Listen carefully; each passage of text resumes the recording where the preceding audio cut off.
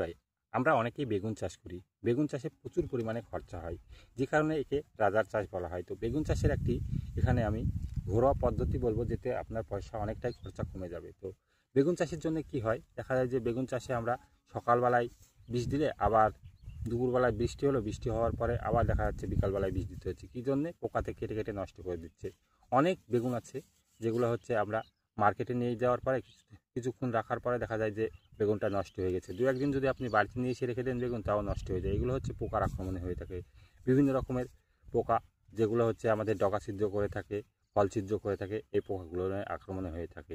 তো এই পোকাগুলোকে নিয়মের জন্য আপনারা যদি একটা সঠিক ঘরোয়া পদ্ধতি ব্যবহার করেন, তো আপনার বাজিমাত হয়ে যাবে। এর জন্য আপনি এখানে কি করবেন আমি আপনাদেরকে বলি। 1 বিঘা জমির জন্য আপনারা কি করবেন, 1 বিঘা জমির জন্য 500 গ্রাম কাঁচা মরিচ আর সঙ্গে নেবেন 50 গ্রাম আদা। এই দুটোকে ভালো করে মিক্সিতে পিষে নেবেন। পিষে নিয়ে কি করবেন, এটাকে ভালো করে এমনভাবে পিষবেন যাতে ছ্যাবড়া ছ্যাবড়া না থাকে। এটাকে ভালো করে পিষে নিয়ে সেই রসটাকে নিয়ে আপনারা যে পরিমাণ জল আপনারা স্প্রের জন্য ব্যবহার করেন, সেই পরিমাণ জলে আপনারা এটাকে মিক্স করবেন। মিক্স করে স্প্রে করে দেখবেন, এই সমস্ত পোকার উপদ্রব থেকে আপনার বেগুন গাছকে রক্ষা করবে, 100% রক্ষা করবে। বিশ্বাস না হলে একবার ট্রাই করে দেখুন কতটা উপকার পাচ্ছেন বিষের চাইতে। বিষের যে খরচাটা করেন, সেই খরচার থেকে এটা সামান্য পরিমাণ খরচা। 1 গ্রাম বিষের জন্য আপনারা 200 থেকে 250 টাকা পর্যন্ত খরচ করে থাকেন। সেক্ষেত্রে আপনার এইটা 50 থেকে 60 টাকা খরচা করুন, দেখবেন আপনাদের ভালো রেজাল্ট দেখতে পাবেন।